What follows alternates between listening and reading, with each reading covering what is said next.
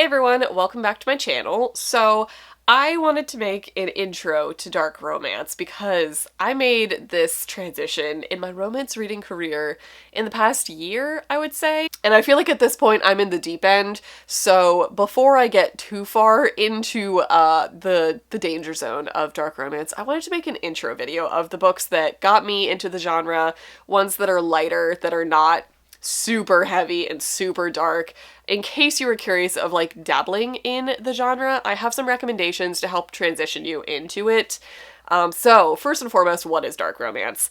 Dark romance is obviously a subsect of the romance genre, so therefore a romantic relationship is usually what is going to move the plot forward, but it is going to explore a lot heavier and darker themes than a normal fluffy rom-com would. So a lot of dark romances have a lot of triggering content in it, so that will be a warning for you. Always check content warnings before diving headfirst into the dark romance world, because there is going to be a lot of very dark stuff explored in it. Primarily because we're dealing with the romance genre, you're going to see a lot of like sexual assault or rape or traumatic pasts and abuse, and that is going to be something that is going to be explored pretty in-depth in the books. That's not to say that's what all of the books are going to be, but I feel like that's an ongoing theme in this genre. And that is also not to say that if you enjoy reading these romances, that makes you a bad person. I would like to say that up front. I approach dark romance in a slightly different mindset than I do regular romance, because you're not always going to be just swooning left and right for these characters. You're likely going to still be rooting for the couple to end up together, but you kind of are acknowledging that it might not be a healthy relationship, but it might not be super acceptable in normal society, or there might be very triggering things that started the relationship. That's not to say that you're romanticizing abuse or romanticizing XYZ things that are explored in these books. I approach these more with the mindset of like watching a horror movie or reading a thriller. I don't actually want these things to happen to me in real life. I'm not romanticizing things and fantasizing that I want to live this life. It's basically reading a story and seeing the characters go through it, and being able to experience things in a healthy, safe manner.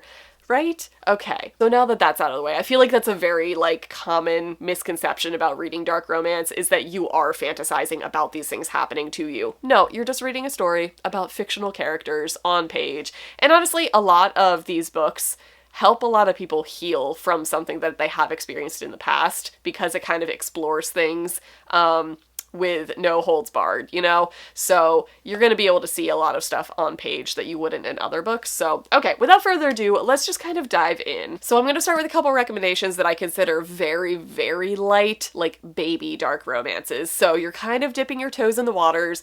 You're kind of trying to see if you would like to read content that is not fluffy and happy and funny all the time, if that makes sense. So for me, a lot of dark romances is kind of defined by having at least one of the characters in the relationship be somewhat morally gray. They might not be terrible people, but they might have done some bad stuff in their past, or they might be currently doing bad things. They have the touch her and you die vibe. So we're going to be exploring a lot of mafia romances, motorcycle club romances, things that are rooted in like crime will appear a lot in these books. So we'll start with some lighter recommendations and get a little darker as we go. Okay. So the first book I'm going to recommend is honestly my starting point that I recommend to a lot of people who are looking to get in the genre. Compared to all of us who jumped in the deep end and read Den of Vipers way too early in our dark romance reading careers, here is a safer recommendation for you guys. Twisted Love by Anna Huang. This is the first book in the Twisted series. These are all standalone tropey romances. We're following different tropes in these. This book barely makes the cut, in my opinion, into dark romance, which is why I think it's a good stepping stone to get into it. So this is a brother's best friend romance.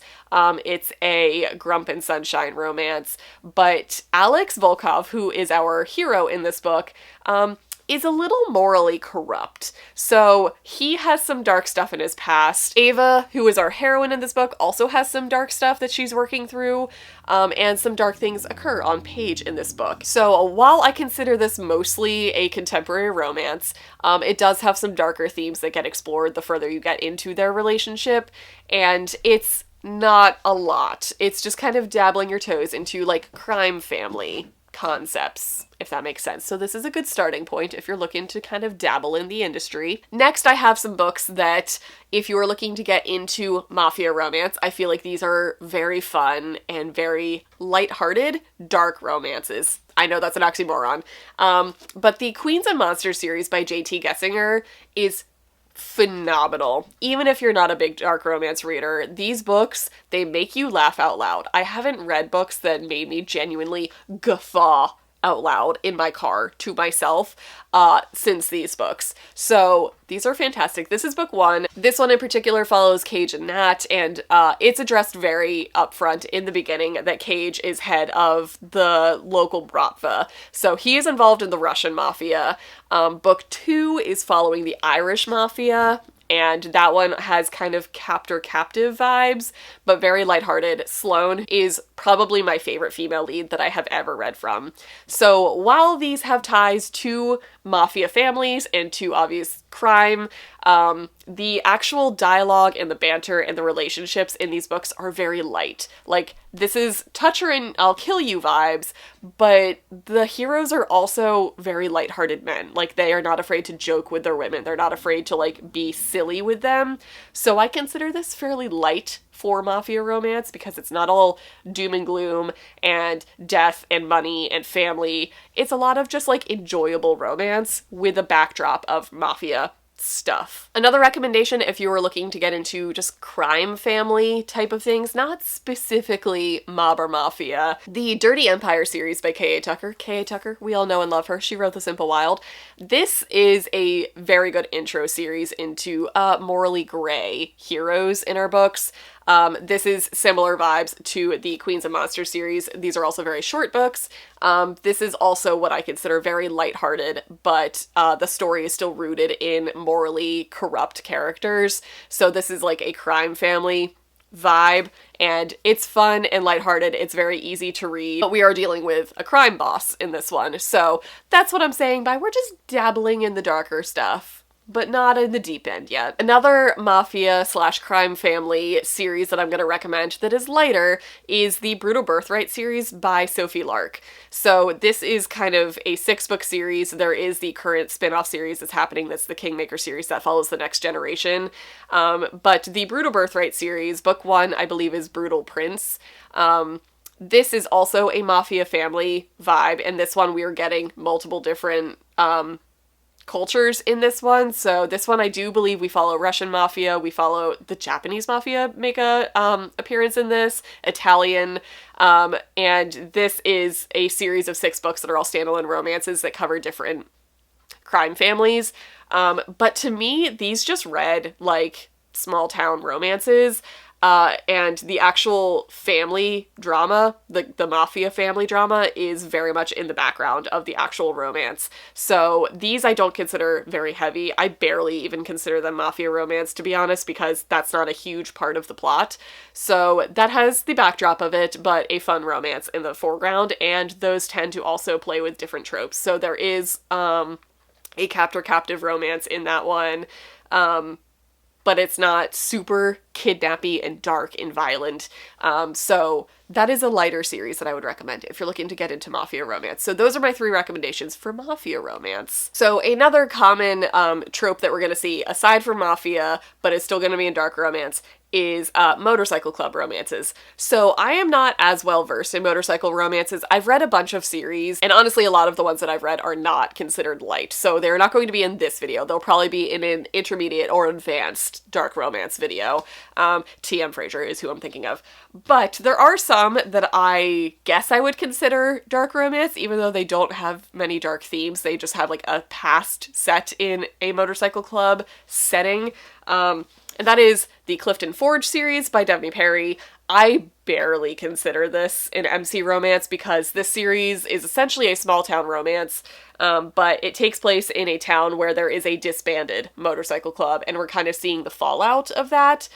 These are very light. If you were looking for probably the lightest recommendation in this video, the Clifton Forge series by Daphne Perry is still fantastic. It still deals with some darker themes, but the motorcycle club aspect of this is very removed from the story. If you're looking for one that is included slightly more and has more taboo subject matter in it, the Fallen Men series by Gianna Darling. I'm sure you guys have heard about this left and right over the years. I'm not a huge fan of these books, but I do consider them Motorcycle Club, and I do consider them lighter in as far as dark romance goes. These are not as triggering. They just tend to follow more taboo relationships, like age gap romances. So these are what I'll recommend for light Motorcycle Club romances. Ooh, there is, now that I'm thinking of it, there is a Mariana Zapata book that has it. Is it Wait For It? No, hold on. Under Lock by Mariana Zapata has Motorcycle Club vibes, and I want to say that's probably the darker one. Is that the one where she works in the tattoo shop? That one. I'll consider that one somewhat darker as far as Mariana Zapata books go, and I'm a huge fan of Mariana Zapata. So there you go. Okay, we're gonna get a little bit deeper into dark romance here. And this is, I'm strictly including this because this was my tipping point into loving dark romance. And that is serial killer romance. It's good times. It's good times. So yes, this is obviously going to be much darker, much more unhinged than other stuff that I'm talking about. The Madly Darkly duet by Trisha Wolfe is what I consider my first dark romance that I really, really enjoyed. This is a serial killer romance. You heard me. So this one is following a convicted serial killer and his criminal psychologist while he's in jail, and she is basically working with him to determine his court filings, and it is their romance. This one obviously gets way darker than the other stuff that I've been talking about. It's super fun though. So if this is where I kind of came to that mindset of like, okay, you can't be romanticizing what they're doing, but you can still root for them as a couple on the pages of the book. You don't actually want this to happen to you. So this was my tipping point. It's probably heavier than it should be to include in this video, but I'm including it anyway. While we're on the subject of serial killer romance, I only have book 2 to hold up for you. Book 1 is called Unhinged. This is the Necessary Evils series by Onley James. This is also a serial killer romance. This follows 6 adoptive brothers who basically showed the traits of being serial killers when they were young, as toddlers, as children, and they get taken in with this guy and trained to basically take down criminals that were cold cases that the cops couldn't solve. They go in and do it, and it is all of their individual romances, and I believe all of them are male-male romances. They are, for what the content is, they are very fun. Like, the romances are adorable. For a serial killer to be considered a cinnamon roll on page, it's a feat that Onley James tackled and succeeded at. I love this series so much. And while we're on the serial killer trend, the Saints and Devils series by Sophie Lark. I talked about her with the Brutal Birthright series. This is a duet that is a serial killer story that follows kind of 2 competing serial killers who are artists in a town, and one of them ends up falling in love with the victim of the other one that he left alive. And this one's dark. This one's dark. I don't know if I should recommend this series in this video, but it's very fun. So I figured I would include that in my serial killer romance section. That's a phrase that I uttered. So another trope that we are going to see in dark romance is going to be bully romances. I am not a huge fan of these, but I've read some that were pretty great. Penelope Douglas is case in point, the prime dark romance, bully romance. She writes a lot of high school bully romances.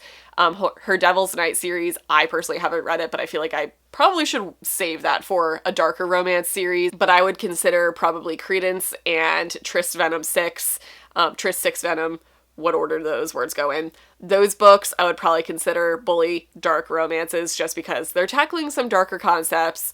The romance obviously starts off in a more enemies to lovers vein. It's a bully falling in love with his victim person. That is kind of a darker theme. So pretty much anything by Penelope Douglas is gonna follow that line. Other subsects of the genre, I feel like there is a really good trend right now happening that I think Katie Robert pretty much started, and that is a romanticizing villains concept. So Katie Robert has the Wicked Villains series out, and this starts with Desperate Measures, and this is a retelling of Disney villains where they fall in love with possibly the main character of the actual fairy tale. So book one follows Jafar and Jasmine. And it basically takes the Disney fairy tale, makes it very dark, make it very twisted, but it still is fun to read because it's still like a fairy tale that we grew up knowing and loving as children, and she basically just kind of flips it on its head and makes it a little bit darker, a little bit kinkier. That's another thing about dark romance. We tend to see a lot more kink and taboo concepts in dark romance than we do in fluffy contemporary healthy romance. So Katie Roberts' Wicked Villain series, and then the Never After series that is currently very popular in the book community. The first book is called Hooked. These are all by Emily McIntyre. Book 2 is Scarred, and book 3 I believe just got announced, and I think it's Wretched. I think it's Wretched is what it's called. This is a similar concept where she is taking fairy tales and flipping them on their head, but she is making them contemporary. So they are set in modern world. They are not fantasy in any way. And they are also not retellings. So she is basically just pulling the villains out of well-known fairy tales that we know and rewriting them in a dark romance contemporary setting. So book 1 obviously follows Hook and Wendy from Peter Pan, and that one was like a crime family thing. Scarred obviously follows The Lion King. So that is a trend where you're going to find some cool dark romance if you're looking for some more fantastical elements or fairy tale elements. Gonna recommend Katie Robert and Emily McIntyre. And then the last subsect that I'm gonna get into is obviously going to be a bit heavier, and that is gonna be reverse harems. Obviously not all reverse harems are going to be super dark, but it is an ongoing theme because we are dealing with more taboo subject matter in general, but we are seeing multiple love interests. And it's so fun because why choose? Why choose?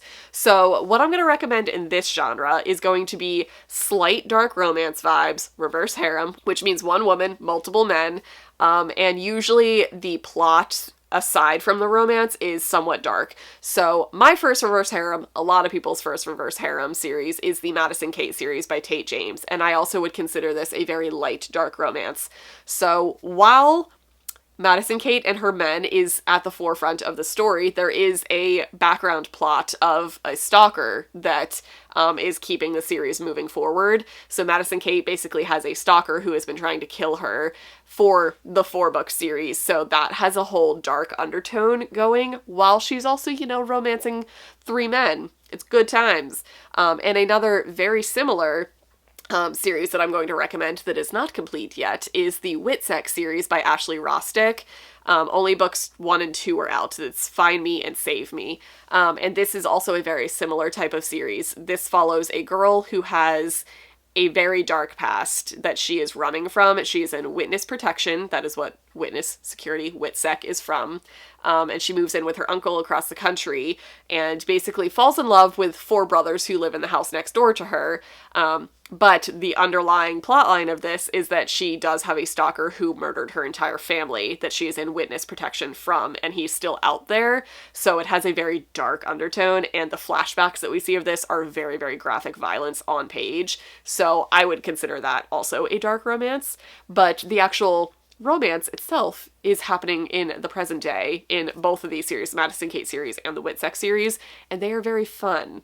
Very fun times. So those are going to be my recommendations for basically all of the subsects of a subgenre of romance. Does that make sense? So I followed basically all of the trope lines of dark romance, and if you're looking for anything to get into, those are good starting points, in my opinion, to get into dark romance. Basically to see if you are able to handle the content matter and see if it's a place that you want to be reading in.